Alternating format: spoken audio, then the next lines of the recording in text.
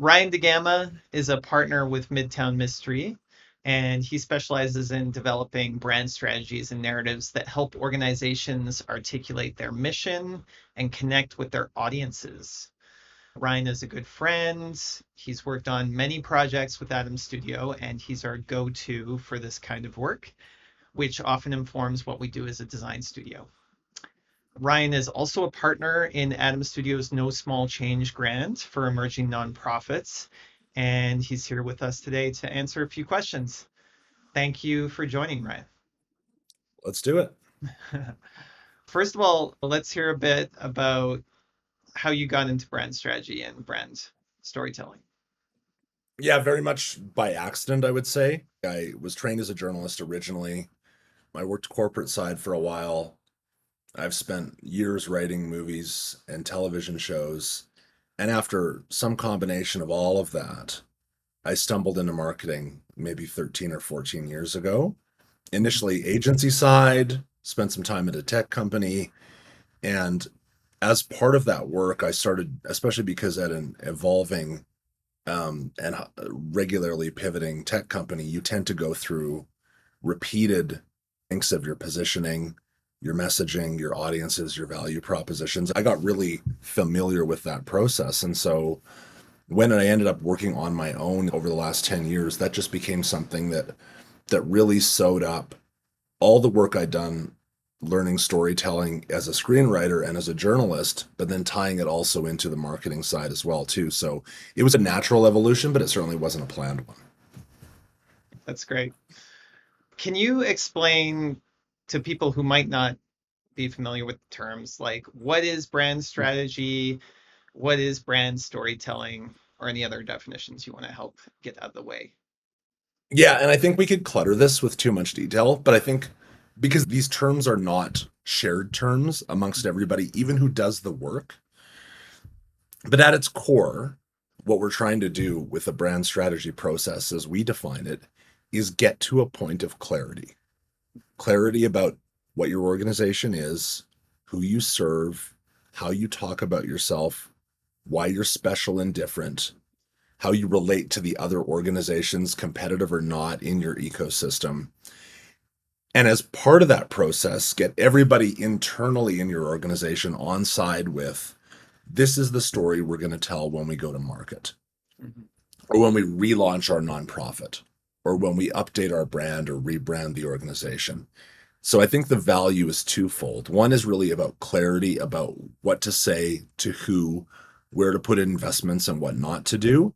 And the other, and this comes out of the process of getting to that place, is finding a common alignment amongst internal stakeholders in your organization. That's often actually the biggest challenge with organizations that I work with, be they tech organizations or nonprofit. You've learned a lot that is not reflected in what you're saying to the market. Yeah. Somebody on the donor side knows something, somebody on the stakeholder relations side knows something. You've got new programs, but this stuff is not sewn up in a fresh new go to market approach from a messaging, positioning, and differentiation point of view.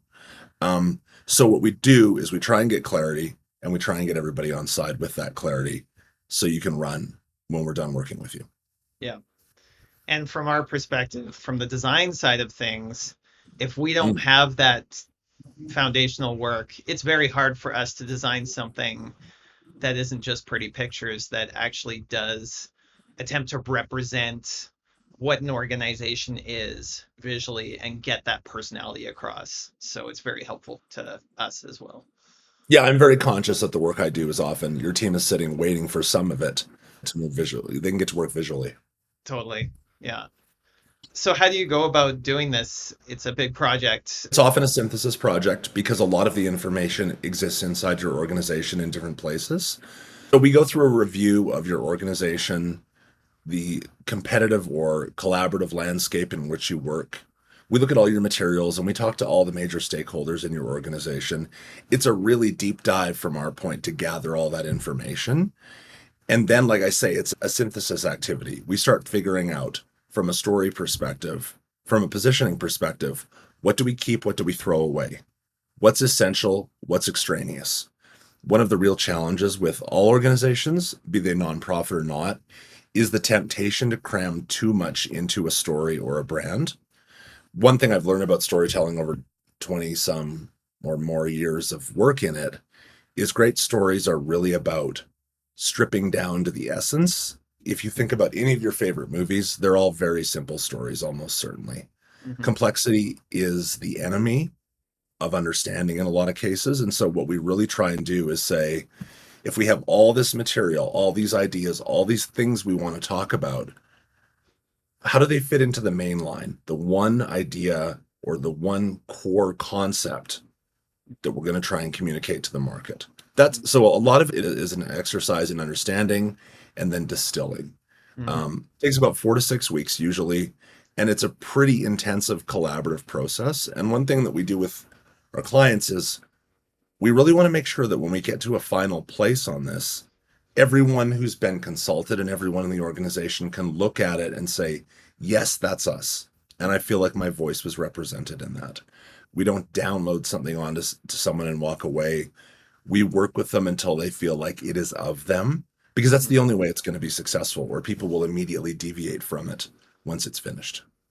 I can imagine there's a lot of convincing people not to try to be all things to all people.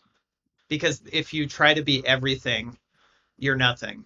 Well, and realistically, the types of organizations that will be working with no small change are probably not organizations that can have that level of ambition to be everything to everyone. Hmm. If you are a multinational nonprofit, you might have more options on that front. But when your resources are more limited, your choices are more important about what you do and don't do. Yeah. So we try and front load discussions about that, that we're gonna have some tough choices as part of this, but that's gonna be to your ultimate benefit. Yeah. When this work is done, how should nonprofits use this work? And what will it do for them? Yeah, so part of it, as we discussed, is it's work that you will use, your design team will use to develop visual assets or a visual brand, but it should also be the DNA and the raw material, not even raw material, the polished material that they can use to message the organization in a number of different departments. Again, like on the donor side, on the stakeholder side, on the government side, on the grant side, all those different areas, all that messaging should be embedded in the strategy. We do like to frame up that, like, in all cases, this is a little bit of a theory of the case. And so when you go through this process, we always recommend 6 months, 3 months, 8 months, whatever your time frame is. You're going to learn a lot of stuff once you start messaging this way. And things that you thought were extraordinarily important might be a little less so. Or you might discover something that we thought in the strategy that was a minor point or a moderate point that becomes more important. So again, the idea is that you have clarity and you can go forward with it, but you're going to continue to learn. We do recommend that you revisit it and work with your team to iterate and update it as necessary. The other thing that I would say that's useful is, like, a lot of the clients that we've worked with will use it as part of their onboarding process with new employees. Because again, there should be nothing in that document and in that strategy that isn't looked through and agreed upon and really stress tested. So it's a helpful way to go, this is our organization in a 30 to 60-minute read. So specifically, what are the elements of a typical brand strategy that you would do for someone, and how's it used? We'll customize it a little bit for each individual client, but there are some core elements that have to be there for it to be functional. Hmm. Probably the most important thing is the differentiation side, which is differentiators. What makes your organization uniquely valuable, special? What will make it resonate with all your audiences? We go through a lot of work to define that. And then from that work, we help figure out your positioning. And the differentiation piece of that gives you the raw material you can use. If you have 3 or 4 things that are foundationally critical to your organization in terms of the value you offer, those become the pillars of your marketing strategy or your comm strategy. These are elements, themes, and ideas that you want to message going forward. So it should give you key pillars for any kind of go forward comms work that you might do, or how you might think about rebuilding your website to go with a rebuild brand. Inside of this strategy, we have messages for all of your key audiences. So we go through a really detailed process to understand who you are talking to, who are the top three, four, five, six, seven, whatever the right number is, stakeholders at the persona level that you have to deal with. What do they care about? How are we going to speak to them? And how are we going to tell our story to them? There's also a story built straight in.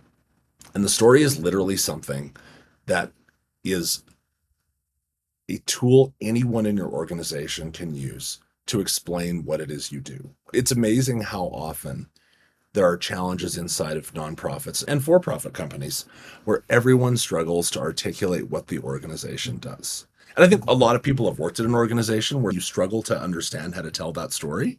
So we give it to you almost in the form where you could read it as a script. If you were making a signature brand video out of it, this should be close enough to a script that you could actually use it verbatim. And the other thing we're trying to do as part of that storytelling and as part of all this work is really elevate the emotional component of what you do. Nonprofits have great raw material for emotion delivery. And if I've learned anything about storytelling in 25 years, it's about delivering emotion. And so we think with that hat on and those glasses on, we look at it through those lenses. How do we make sure that the emotional valence of your story is opening the door for people to engage with your organization and get them to do what you would like them to do, to support, to volunteer, to donate, to participate, all the things that you care about. Yeah. And what I love about this work is everything else afterwards becomes easier. So, writing for a website, writing for a call to action, social media, whatever, everything becomes easier because you have this platform that you can use as a starting point. Yeah, the truth is, right, you and I both know this. We're often asked to create a new website for an organization, Mhm. but the process needs to start with this foundational piece Yeah. because otherwise you find yourself designing website pages, wireframing website pages. You really don't know what the hierarchy of information should be, what's important, what's not, who you're talking to. This is all stuff you have to do that. So yeah, it's a Totally. great tool for basically everything that happens next. Why did you agree to collaborate with us on the No Small Change grant? And what impact do you hope to make this year? I think is the longer you go on in your career, I think the more important it is to me personally, but I think to a lot of people in the creative space or the strategic space, to be doing work that has a positive impact on people, planet, animals, whatever your core ideas are or the things you value. Um, I love working with like business owners of tech companies to help them break into new markets to grow their business. But I really like doing this work because of the social impact we get to make. And I'd say the other thing, especially, and I know we'll talk about it briefly, is the first year that we did this, there is something enormously satisfying about walking out of the back end of this process with a client who says, oh, we finally have it. We finally understand how to talk about it and how to use these things. And so the ability for you to empower and enable them and the great people we get to work with, I think that's increasingly important to me and almost like one of the two or three things that I care about most on a new project, whether it's no small change or not. It's who do I get to work with? Who do I get to help? Um, what are they trying to do? Are all those things aligned with my values and where I hope I can bring value? Like those are my considerations. Thanks for joining. Thanks for being part of the grant. We're excited to work with you again this year and can't wait to see who the recipient is this year and can't wait to work with you again. Yeah, looking forward to it. I All think we right. can do something amazing for the recipient.